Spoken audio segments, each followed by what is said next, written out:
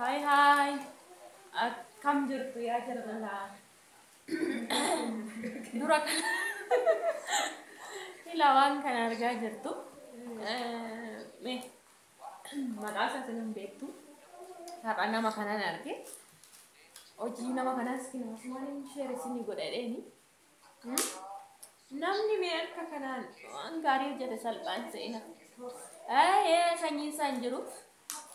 Kun yoo eerumutti hattani asumaa isin hodhama. Danteelli isaa immoo ana. Danteelli isaa immoo ana. Waan tokko nooriin harugaa isa baqa. Asii fachi qaboo midhaan እንደዚህ አይነት የለም ኩና ሱማይ ካነማ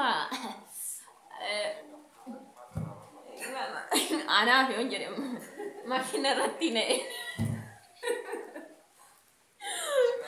anyways ከነላላ kan ጅርቲ kan cidhaa ta'u jechuudha maal jedhama akka masoo warqeedha natti fakkaata maariiffa ture oromiifaan hin beeku so daa jirti meeduu galabatee mama nama rarti immoo qadaanni ishee waaqa so ani sammoodhe sitti agarsiisa oona ni nodhe ana laala ganaa kun itti xinnitti dabalama gubbaatti ishiin xinnas hin hodhamti asumaanis Waciin baasuma jettanii naa hodhisiisu jettanii tole yookaan garuu isinumaafuu asumaa jechuudha tokko baay'ee namatti tola.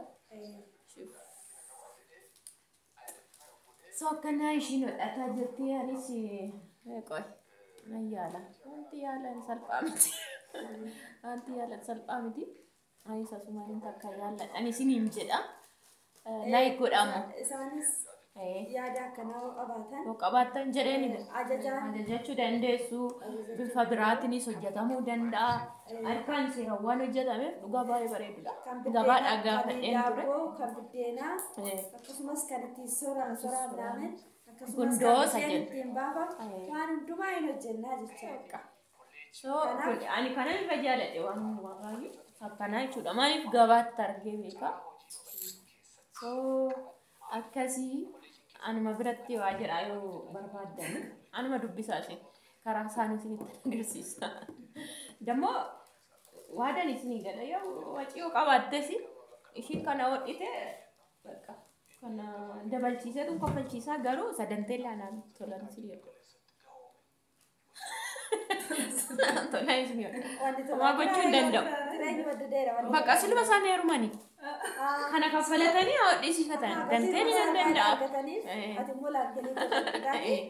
isaan itti naafaa heeruman jedhanii bareessinee kana qarshiidhuma kuni qarshiidhaan maaliif dadhabbii baay'ee qaballe inni kuni salphaa miti immoo kennaa qabannee karamellaa keessatti facaafnaa maal godhamu waan biraanu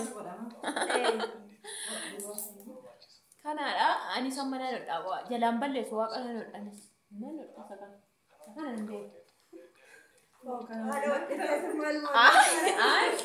asii faji didiriirsuu saxinoo inni kuniif inni kun gargari nama dhiba inni kun zim jettee hodhita waan ta'eef nama dhiba zuurii naannessu ta'a bargitu nan beekame dhugaa zuurii naannessuu bichaa nuti qad jedhee dhaabbachuu qaba jajallachuu hin qabu asii irraa gadee odoolirraan dabse seeraan hodhuu qabdaa jechaadha malee zuurii naannaa jettee akkasuma naannessuu miti isaan on beekosa tokko tokko numa beekam kana shutaasaatiyyuu jajallaa odoon ta'e isa qad jedhetti suuqattee kan quuqa qabu maanni gufuu eenyu kan aangii kan qabne jechuudha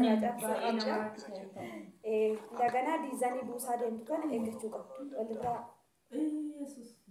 beekaa godhamaa biraatiidha ammas balleessa so akkasin isiniin jedhaa dhugaa kun baay'ee nama raree gabaatti dhugaa barbaadee fedhee barbaadeen ture so baay'ee fufurdaa fi madaabaraa yoo tokkoon kan hodhame baay'ee fufurdaa isitti agarsiisuu hin danda'a sasoo ta'e kanaaf kun harkaan hodhame baay'ee bareedudha asumaan ajajachuu dandeessu isiniin jedhaa yeroo feetan immoo na dubbisa